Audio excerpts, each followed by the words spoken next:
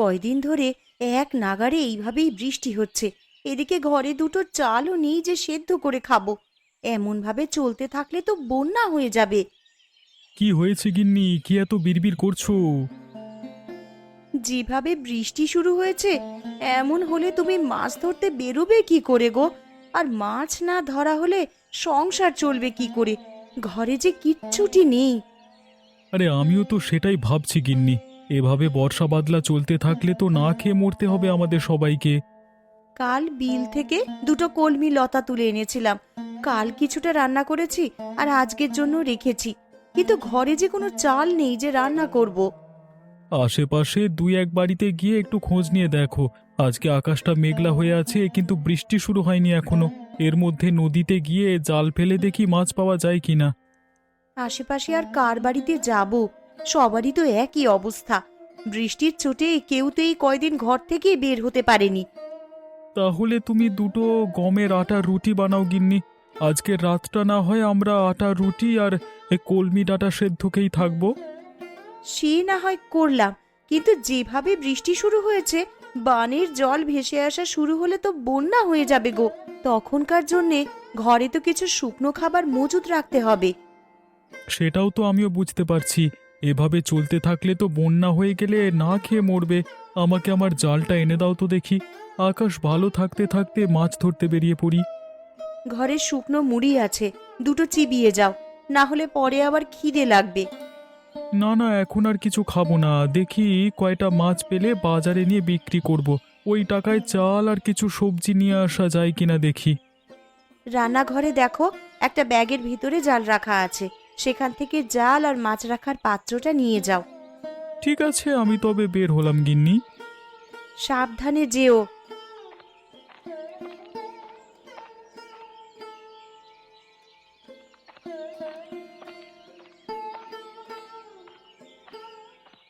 হায় হায় হায় হায়, কি হলো আমার? জমিতে যে জল জমতে শুরু করেছে। কিছুদিন হলো কেবল ধান তুলেছি, এখন জল জমলে যে আর গাছগুলো বাঁচবে না, সব জলের নিচে পচবে।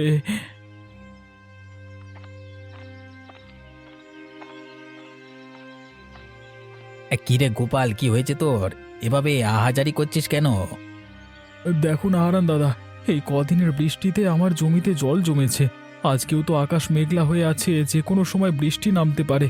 এভাবে চলতে থাকলে তো জমি জলের নিচে তলিয়ে যাবে। আমিও তো আমার জমি দেখে এলাম, আমার জমিতেও তো জল জমছে রে গোপাল। বুঝতে পারছি না কি করব। এমনিতেই বৃষ্টির জন্য মানুষের আয় রোজগারের পথ বন্ধ হয়ে আছে কদিন ধরে। তার উপর আমাদের চাষিদের যদি এই অবস্থা হয়, তাহলে মানুষ খাবে কি আর বাঁচবে কি করে? এখন থেকেই আমাদের আগাম প্রস্তুতি নিয়ে রাখতে হবে, নাহলে পরে আমাদের বিপদে পড়তে হবে। আমরা গরিব চাষাভুষো মানুষ, আমাদের নিজেদের জমানো তো তেমন টাকা পয়সা থাকে না। যা থাকে জমির কাজে লাগিয়ে দিই ফসলের আশায়। তা তুই ঠিকই বলেছিস গোপাল।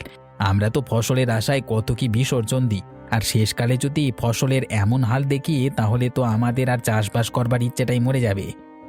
এক কাজ করলে কেমন হয় দাদা? কি কাজ? আমরা যদি সেচে জমির জল সব বাইরে ফেলে দিই, তাহলে কেমন হয় বলো তো? তুই খেপেছিস নাকি রে গোপাল? এই এত জল কি সেচে শেষ করা সম্ভব? কি করব বলো, জমির এমন হাল দেখে মাথায় যা আসছে তাই বলে ফেলেছি।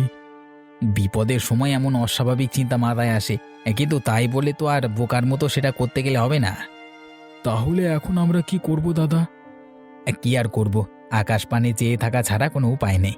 আকাশে রোদ উঠলে এই জল শুকিয়ে যাবে, তখন আবার ফসল বোনা যাবে যদি এগুলো নষ্ট হয় তো। আবার ফসল বুনবার মতো সামর্থ্য এখন আমার নেই দাদা। আর তাছাড়া আকাশের যা হাবভাব দেখছি, তাতে করে মনে হয় না এই বৃষ্টি এত সহজে যাবে। সে পরে দেখা যাবে, এখন এখানে বিলাপ করে লাভ নেই, চল বাড়ির দিকে যাই আমরা।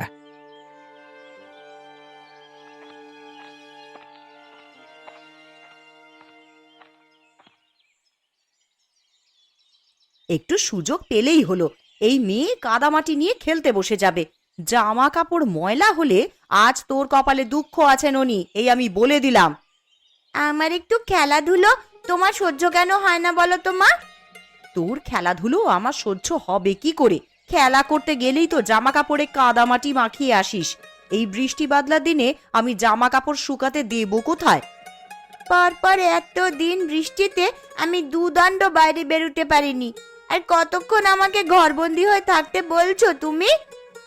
এই মেয়ের চোপা দিন দিন বেড়েই চলেছে। দিন দিন বড় হচ্ছিস আর আদব কায়দা সব ভুলতে বসেছিস দেখছি।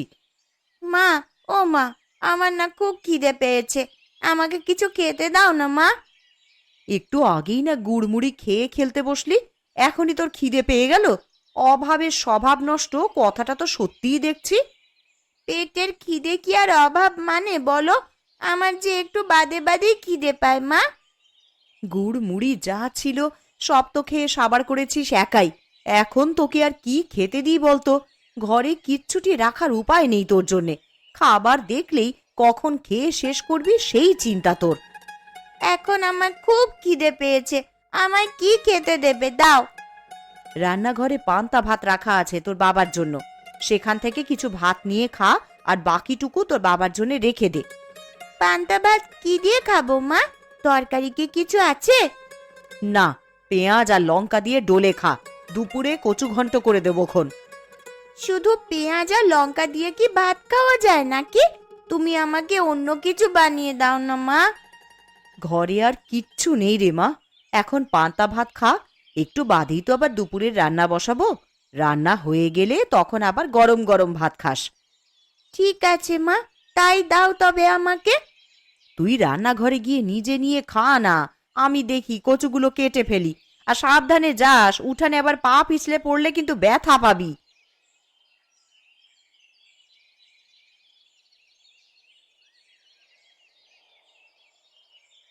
লোকটাকে সেই কখন থেকে খেতে ডেকে এসেছি, এখনো আসার নাম নেই।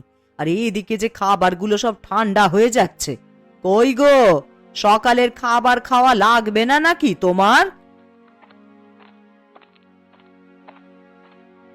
একটু খাজনার কাগজপত্র নিয়ে বসেছিলাম কিন্নে, ভেবেছিলাম হাতের কাজটা শেষ করে তবে খাবো। তা তোমার জ্বালায় কি আর হলো? আবার ঠান্ডা হলে তো আবার বলবে ঠান্ডা খাবার খাবো না। তোমাকে নিয়ে আমার হয়েছে যত জ্বালা। আমার কাজ না মিটিয়ে সেখান থেকে উঠতে ভালো লাগে না। আরে জানোই তো টাকা পয়সার হিসাব কিতাব। হয়েছে, খাবারের সময় খাওয়া আর কাজের সময় কাজ। এত টাকা টাকা করছো, মরে গেলে এই টাকা খাবে কে শুনি? আমার টাকা আমি খেয়েই মরবো, কাউকে আমার টাকার ভাগ দেব না আমি। হয়েছে বাপু, হয়েছে। তোমার ওই কালোবাজারি টাকা নেওয়ার ইচ্ছে আমার নেই। দুবেলা দুমুঠো ভাত খাই, সেটাই আমার হজম হতে চায় না। আরে মনে রেখো, এই কালো টাকা দিয়ে কিন্তু সব আরামায়েশের জীবন পেয়েছো গিন্নি। গাঁয়ের মানুষদের রক্তচোষা টাকাতে আমার আরামায়েশ ভালো লাগে না। তুমি ভালো করেই জানো যে আমি বিলাসিতা পছন্দ করি না, আর হতভাগাদের থেকে মেরে আনা টাকা তো আমাকে আয়েশ দিতে পারে না। খেতে এসে তোমার নীতি কথা শুনি তো পেট ভরে যায় গিন্নি। এতই যখন মায়া হয় তখন যাও না, একটা ধর্মশালা খুলে বসো। সেটা পারলে তো ভালোই হতো। জীবনে তোমার সাথে থেকে যে পাপ কামিয়েছি, তার বদলে কিছুটা পুণ্য যদি পেতাম। আমায় কি খেতে দেবে না নাকি নাকি এভাবে খোঁচা মেরে কথা শোনাতে থাকবে? তাহলে আমাকে ডাকবার কি দরকার ছিল শুনি? দিচ্ছি, খাবার খেতেই তো ডেকে এনেছি, তা তুমিই তো শুরু করলে।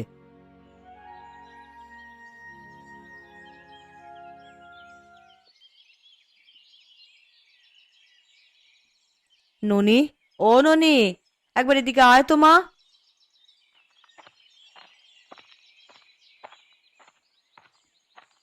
কি হয়েছে মা, আমায় ডাকছো কেন?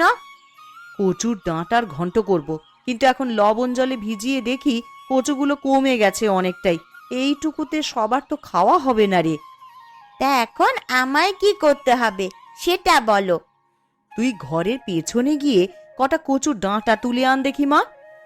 ওরে বাবা, আমি পারবো না ঘরের পেছন থেকে কচু আনতে যেতে। ওইগুলো ধরলেই আমার হাত চুলকাবে। হাতে প্লাস্টিক বেঁধে তুলে নিয়ে আয় মা, না হলে দুপুরের তরকারি যে কম পড়ে যাবে। বিকেলে আবার গয়া পিসির বাড়িতে যাব, তখন পিসির জন্য তো একটু কচু ঘন্টের তরকারি নিয়ে যাব ভেবেছি। গয়া দিদার বাড়িতে যাবে মা? হ্যাঁ রে মা, অনেক দিন হলো পিসির দেখা নেই, তাই ভাবছি একবার গিয়ে দেখা করে আসি। বেশ, তাহলে আমিও যাব। আমি এক্ষুনি কচুর ডাঁটা তুলে আনছি মা।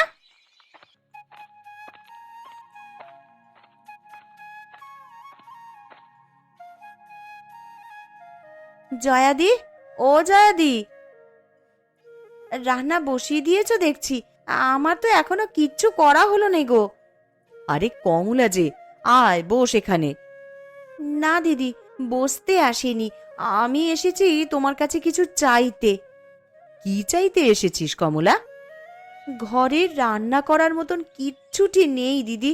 এখন কি রান্না করব ভেবে পাচ্ছি নে। কাল কটা কলমির ডাঁটা তুলে এনেছিলাম, তাই দিয়েই কালকের দিনটা কোনো রকমে চলেছে। আমার ঘরেও তেমন কিছু নেই রে কমলা। এই দেখ না, ননিকে ঘরের পেছনের জমি থেকে কটা কচুর ডাঁটা তুলে আনতে বলেছি। আমাকে আজ সের চাল দেবে দিদি? আমি কাল আবার দিয়ে যাব তোমায়। ওমা, থাকলে কেন দেব না?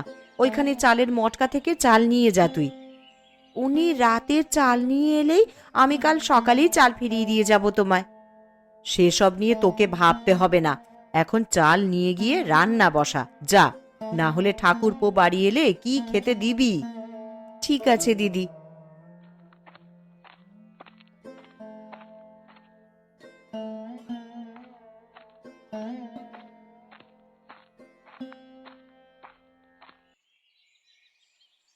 আজ 2 দিন হয়ে গেল বাড়ির বাইরে কোথাও যেতে পারছি না। এইভাবে জলবন্দি হয়ে কি থাক